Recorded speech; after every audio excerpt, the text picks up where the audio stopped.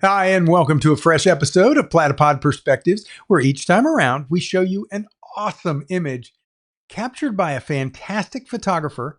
This image, this time around, was captured by the premier guest ever on Platypod Perspectives. His name is Bob Coates. Bob Coates, thank you so much for joining us. Oh, it's my pleasure. Premier guest. It just means that I was foist. you you absolutely were first, and I greatly appreciate you coming back on this show. Now, this image was a part of an article in Photo Focus, and a very thorough article with lots of behind the scenes and just a fantastic image. And I definitely hope that you can tell us a little bit about it and where you shot it and some of the prep to capture this kind of image. Sure, absolutely. When you photograph wildlife, one of the major things you need to do is not disturb them or scare them. Like if I was standing up and walked toward this pond that this image was made, um, those birds would be gone. They would just move off to the next pond, or just disappear. I had seen something where you can set up your camera with a gimbal and you can slide it along the ground. So you could lay on the ground and then just be able to slide your camera. Because if you have it on a tripod, or even I had done this before, but I had done it on a Max, but it had the legs, and you'd have to go like this and try and get it to set. Whereas when it's on a slider, you can just lay down on the ground and kind of sneak up and slide in. So one of the great things about photographing wildlife is learning their behavior. And you start watching their behavior and you start seeing what's going on, and you just wait. Don't start firing away right away. To get set up for this, I got a flying disc, a plastic flying disc. I think they're like 10 and a half inches wide. Okay.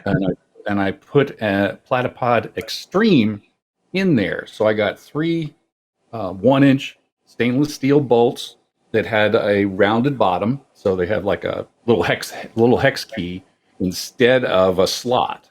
So when you slide it on the ground on the bottom, it's nice and clean. To give a quick little peek, here's the disc, Nice. and then here's the setup. It's bolted in. There's a bolt here, here, and here. And I also got little round caps for the top. And the round caps keep you from scraping yourself, just in case you reach down in there a little bit too much. But then you can just slide this along on the ground and be able to, sneak up to a pond or be there and get closer to your wildlife without disturbing them. That was one of the first things that I learned from Moose Peterson. We went on a photo walk here in Central Florida, and he took us out to oceanfront, and he said, "Larry, go stand over there." And I'm like, I thought I was in trouble because he was putting me off away from the rest of the group. But he knew with the tide coming in where the birds were going to go. And as soon as the tide started splashing on that water, then the wildlife would come up from under the sand and the birds would eat it. You're exactly right. You have to know where to go and how animals are going to behave. Now, how did you come across that knowledge? Was this an extended thing or something that you studied or learned about over time? The school of hard knocks. You get out there and you do. This is a place called Bubbling Springs over in Page Springs, which is maybe about a half hour away from my house. It's a trout pond where they put together where they call it grow some fish. So obviously a lot of wildlife hangs around there. There's always a lot of great blue herons. In this case, we've got the wood duck, Mr. and Mrs. Wood Duck, and Mrs. Wood Duck said, I don't want nothing to do with you. Get out of here." And just so you know, high shutter counts can be really helpful in this, because this is actually two images blended together that were captured within probably less than a quarter of a second or a tenth of a second between each other. Because when the first bird did the run and there was a huge splash, you couldn't see mama coming at him. So, but the next frame after that, the water dropped down. So I took those two frames, just layered them over top of each other, and allowed mama to show as opposed to being covered with water. That's a great tip, that technique. Now, What kind of frame rate were you using? We can see that there is a I big believe long lens. that was a 1200 millimeter full frame equivalent. I shoot on an OM1 micro four thirds camera, and the lens that I was on was a 5.0 to 6.3, 150 to 600, and then if you multiply those out, because we're half the frame of full frame, half the size, it multiplies out. Um, and then so I'm at 1200 there and zoomed way in. There's another portion in there. The micro four thirds system, especially in the OM system, has a thing called pro capture, and I call it shooting into the past.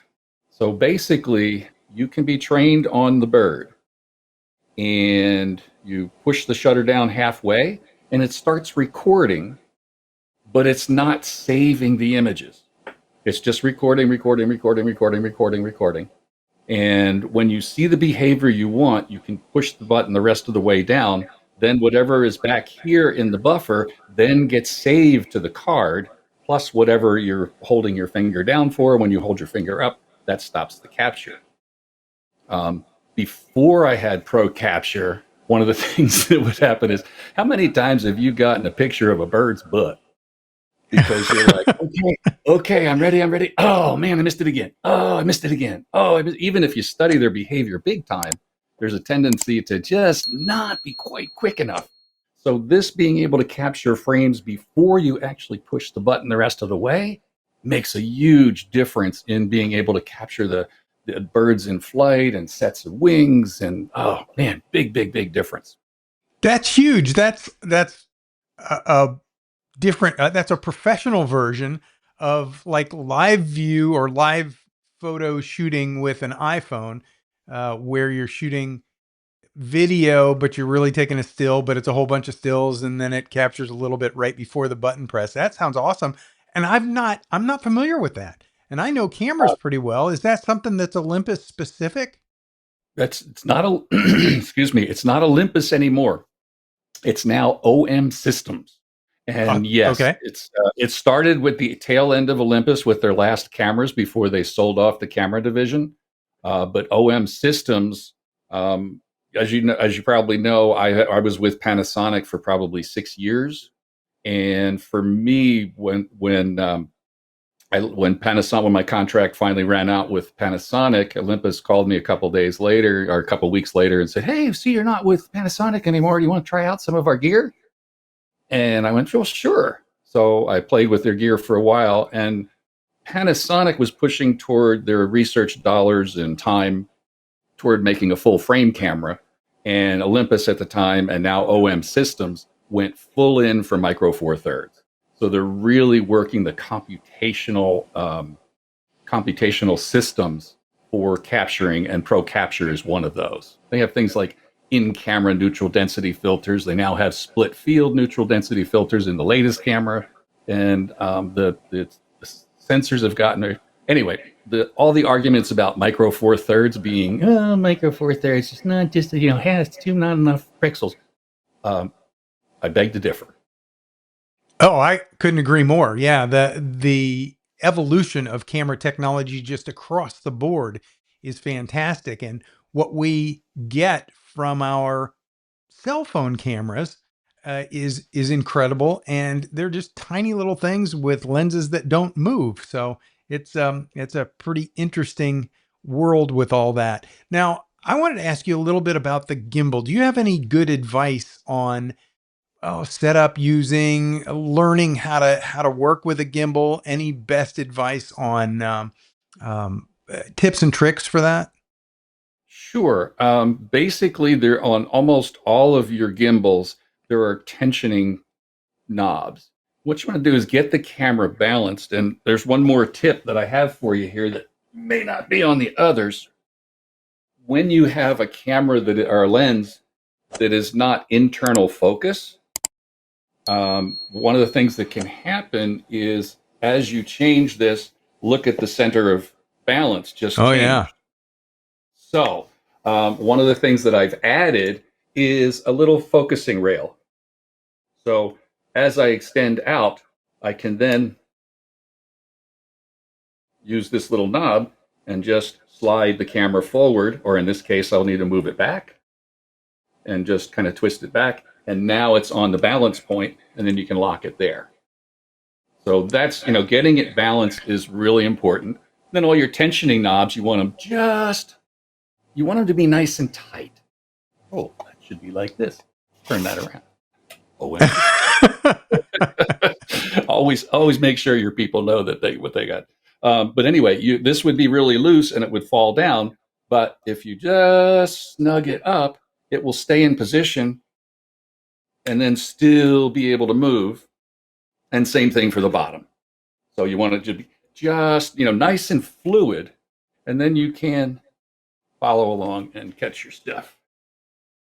Very good. Well, I think I will reach out to you when I'm going to buy a gimbal, but I'm also going to definitely buy it from someplace where I can return it, or rather exchange it for a different one, because that's an area that I've only borrowed friends' gimbals occasionally. And so I would imagine that takes a little bit of getting into it. Ooh, you know what? When you go to buy one, I work with another company called Photo Pro, and they make a head that is absolutely exquisite as a gimbal, and it can go into this system really easily. And I can get you a discount on that because I'm an ambassador. Okay, well, so that brings us to this next point, and that is we're going to wrap up for today, but I want to know, how can people find out more about you and reach out to you, follow your photography, and maybe even get a discount from people that you know? Oh, sure, absolutely. Successful-photographer.com is my website for photographers. I also have a commercial site, bcphotography.com. And then on Instagram, I'm Bob_Coates. And I'm also on Facebook. You can find me there. I'm Bob Coates and also Bob Coates Photography. Very good, Bob Coates. Thank you so much. Did you want to give out your cell phone number? I don't think I so. don't Maybe think we so just either. hold off on that one just a little bit. Very good. Bob Coates, thank you for joining us again, for being our first ever guest on Platypod Perspectives. And again, coming back with this wonderful wood duck shot. I just love that so much. Thank you for joining us. Hey, appreciate being here, Larry. Have a good one. That was a wonderful show. I love Bob. He's a great photographer, a good friend, and just a guy that's willing to share what he's up to. I saw this photo in a Photo Focus article. Lots of great information there and wonderful behind the scenes. And of course, he does stuff over on our blog at Platypod as well. You should tune in every single time there's a Platypod Perspectives episode, because you never know what you're about to learn.